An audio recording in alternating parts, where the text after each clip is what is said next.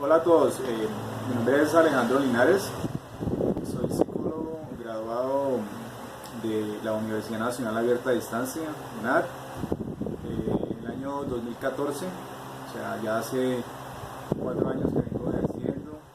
Actualmente me encuentro laborando para un operador del Ministerio de Defensa, trabajando con las personas que se reincorporan a la vida civil, más exactamente con el personal que se conoce como desmovilizados, que son aquellas personas que han pertenecido a una organización armada al margen de la ley y pues deciden reincorporarse a la sociedad, dando el paso de llegarse a una unidad militar, iniciar su proceso de desmovilización y de incorporación a la vida civil. Vale, muy bien. ¿Por qué elegiste la carrera de psicología? Bueno, había una inquietud personal sobre muchas preguntas que incluso uno cotidianamente se hace sobre el sí mismo. Entonces, debido a este interés personal sobre, por ejemplo, sobre cómo se daba un pensamiento o por qué, no sé, cosas como el tema de los sueños o cómo poder ayudar al bienestar de las personas desde el área de la salud mental, pues me llevaron a elegir por esta opción, por esta carrera, por esta profesión. ¿En cuál área se especializa? Bueno, yo soy psicólogo general. Yo pienso que,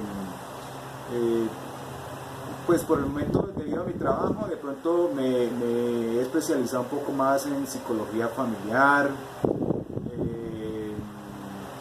y en psicología organizacional y grupal. Tal vez de pronto esos podrían ser, digo, pues debido a la experiencia que he tenido en esas áreas, en esos campos.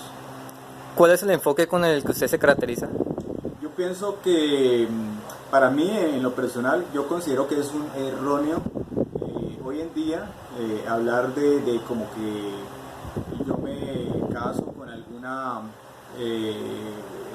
enfoque en particular. Personalmente lo considero así porque la mente es un campo común en el cual los diferentes paradigmas o modelos que se tienen de la mente pues aportan cada uno algo valioso. Entonces, en lo personal, yo pienso que esas discusiones que se daban, incluso muy apasionadas entre diferentes enfoques, considero que es algo del pasado. Entonces no, personalmente no tengo ninguno en particular, creo que todos son muy valiosos. ¿En cuál enfoque tiene más conocimiento?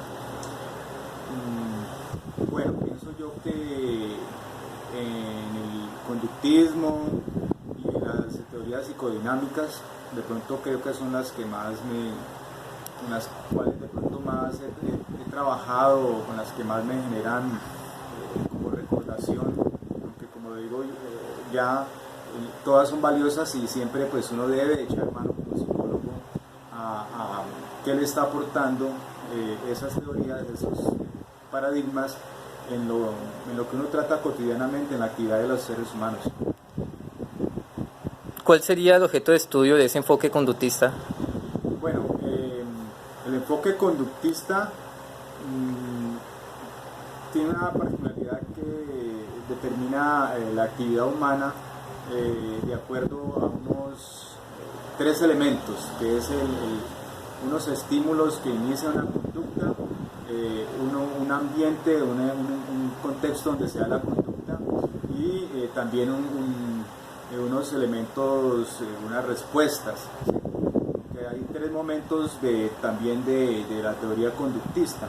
Básicamente lo que busca es hablar de la conducta humana en cuanto a aprendizaje, en cuanto esta está determinada por unos estímulos que pueden ser, bien sea que se determine por unos estímulos que inicia en el primer momento del conductismo, otros estímulos que están reforzando una conducta, que sería como la ley del efecto, o otro momento del conductismo, que es el conductismo sociocognitivo, donde dice que en medio del estímulo y la respuesta existe un organismo en el cual surgen ciertos elementos cognitivos que empiezan a interactuar entre ellos dos, el estímulo y respuesta. ¿Quiénes son los representantes de ese enfoque? Bueno, Bueno, en cada uno de los momentos está en el primero, que es el conductismo clásico, está Watson, ¿sí? Él además basó su trabajo en el trabajo de un fisiólogo que es Iván Pavlov, donde ese señor experimentó con unos animales, unos perros más precisamente, probando el efecto que tenía cierto estímulo sobre el proceso de salivación. Más o menos el esquema que él utilizó fue utilizar un estímulo neutro que no debía producir de forma natural una respuesta. ¿Sí? Por ejemplo, un timbre no debería producir la respuesta de salivación de forma natural. Entonces lo que hizo fue un aprendizaje basado en el condicionamiento, de presentar el estímulo incondicional, ¿sí? O un estímulo neutro más bien, que no producía, con un estímulo que sí lo producía, como presentarle la carne al perro, un polvito de carne que eso sí le producía salivación. Y después de repetir varias veces esta contingencia de estímulos, dejó solo al estímulo neutro, ¿sí? Y entonces, que era el timbre, y ya debido a la repetición, a la contingencia, se produjo el condicionamiento. En ese primer momento, el que inició el conductismo, Watson, ¿sí? Y el otro, que es Skinner, ¿sí? Él también tuvo como base con otra teoría, otros elementos teóricos de un fisiólogo, donde se hablaba básicamente, o se destacaba la ley del efecto, donde dice que todo organismo, digamos, las expectativas están hacia adelante, ¿sí? En el efecto que produce sus respuestas o sea, que opera sobre el medio ambiente para producir unos efectos con la respuesta, ¿sí? Entonces, si yo produzco una conducta y el efecto, digamos, es bueno, entonces eso pues va a facilitar de que la respuesta se mantenga o se vuelva a repetir. Por eso en los elementos teóricos se habla de reforzamiento, de castigo, ¿sí? Un reforzamiento positivo, negativo, si la conducta o ese estímulo mantiene y permite que una conducta se sostenga, se siga produciendo, o un castigo, pues para evitar de que la conducta se produzca. Se habla por eso de castigo, se habla también en este paradigma teórico de programas de reforzamiento, de razón fija, de razón variable. Bueno, realmente son un conjunto de elementos de esta teoría que la hacen muy interesante y que han aportado mucho al campo del aprendizaje. Y otro tercer momento, como ya lo estaba diciendo, es básicamente lo que nos habló Albert Bandura, pues, que planteaba de que, o sea, como que el aprendizaje no se tenía que dar como algo tan cerrado, sino que había un organismo, o que existe un organismo con unos elementos cognitivos que le permiten hacer esa mediación entre los estímulos y la respuesta, porque tiene ciertas características, como por ejemplo que hay algunos intereses, hay unos tipos de modelos a los cuales se puede seguir. Entonces se da, por ejemplo, el aprendizaje vicario, que es cuando yo como organismo, de acuerdo a lo que observe y a las consecuencias de lo que sucede con otras personas, yo aprendo. O sea, si le sucede algo bueno, ese modelo que yo tengo, entonces yo voy a aprender y voy a repetir seguramente, va a cambiar mi conducta, ¿sí? Porque tengo unos modelos, ese aprendizaje vicario. Y ya el aprendizaje por imitación no importa que si se refuerza o no la conducta. Eso es principalmente, así en grandes rasgos, lo que nos habla el conductismo y sus tres momentos. ¿Cuáles son los postulados básicos a nivel teórico y metodológico? Del conductismo. Sí, señor, del conductismo. No, bueno, pues ya creo que los he mencionado, ¿sí? Es decir, nos plantea de que la conducta humana toda es aprendida, o sea, es un enfoque más de tipo determinista, mecanicista, donde se excluyen elementos subjetivos, ¿sí? Y donde su riqueza conceptual, o más bien sus elementos conceptuales, lo decía ya, en ese primer momento, que es el reforzamiento, o las conductas respondientes más bien, que es estímulo-respuesta. Entonces por eso se habla de que al asociar unos estímulos, lo que se va a producir un aprendizaje, ¿sí? Pero es hacia atrás, o sea, porque en el conductismo operante ya es hacia adelante, las expectativas son hacia adelante, o sea, lo que produce la conducta que yo realizo. Por ejemplo, yo de pronto voy a introducir una tarjeta en un cajero, ¿sí? Porque espero que salga dinero. Si no vuelve a salir dinero del cajero, entonces pues seguramente yo voy a terminar aprendiendo porque no debo introducir la tarjeta, o las máquinas tragamonedas, ¿sí? Se sostiene la conducta en base a unas expectativas. Entonces se habla de la parte teórica del refuerzo, de los reforzadores, el reforzador positivo, negativo, del castigo, ¿sí? Y de incluso de una conducta que se va moldeando, ¿sí? De pronto no necesariamente el aprendizaje se tiene que dar, digamos, de golpe, sino que yo puedo ir moldeando una conducta, aproximándola de acuerdo a los reforzamientos que voy dando, hasta que ya de pronto llegue hasta el punto de que ya cambie totalmente. Ejemplo, si voy a enseñarle a un perro a hacer varios trucos, entonces empiezo por algo sencillo, lo refuerzo, dándole una galletita, y así hasta que cada vez se complejice más la conducta, hasta que llegue a que él haga de pronto una maroma o algo, debido a ese moldeamiento y a esos estímulos, a esa ley del efecto. Estoy dando algo que a él le estimula, que a él le refuerza, y entonces se da el aprendizaje. ¿Qué aspectos positivos y negativos podría mencionar acerca de ese enfoque? Bueno, lo positivo es que el conductismo, como cualquier otro modelo de enfoque, es como una maqueta.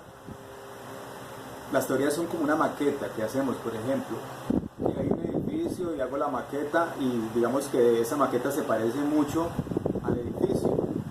Entonces las teorías se parecen o extraen cosas, pero no es el edificio propiamente. O sea, hay muchas cosas, detalles que se escaparán. Las teorías buscan recoger un poco de esa realidad que vivimos los seres humanos, y rescatan algunos elementos, o plantean algunos elementos en sus conceptos, ¿sí?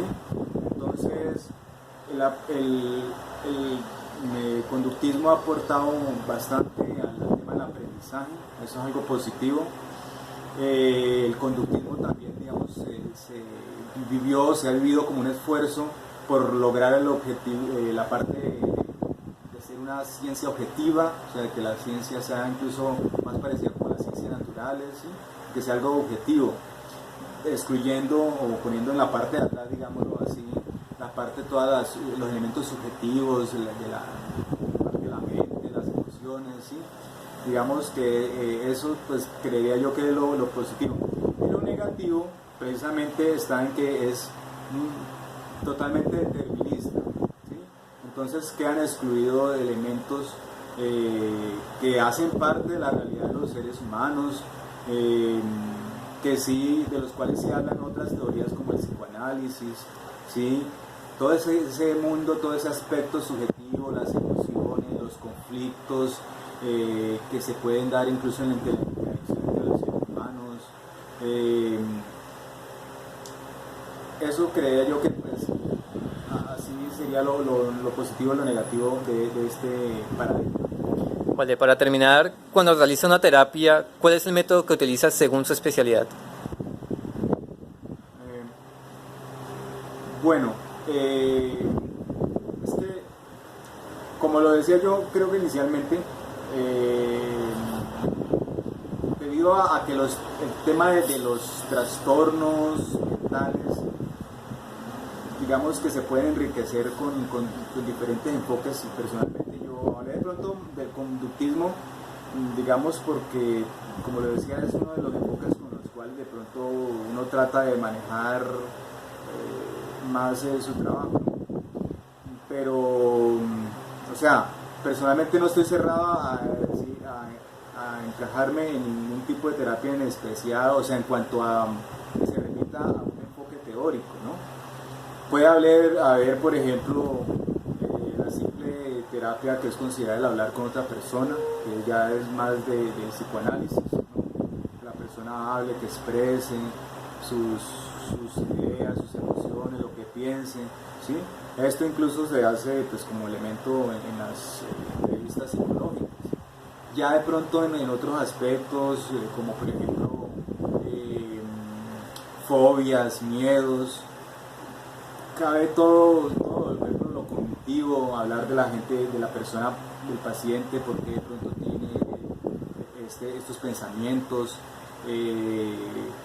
hacer terapia conductiva, mostrando cómo de pronto la persona puede, digamos, crear respuestas que no sean de pronto de temor, sino ya de confianza, de pronto también observando a otras personas, como otras personas frente a la misma situación de pronto no tienen esta respuesta de pronto de temor, ¿sí? Una fobia, algo que incluso una fobia que ya es considerado como un trastorno emocional mayor, es algo irracional, es algo que se vuelve irracional, tenerle miedo, por ejemplo, no sé, a las arañas o a salir a la calle. Hay personas que no sufren de agorafobia, entonces es un miedo irracional porque pues, se supone que algo les pasa.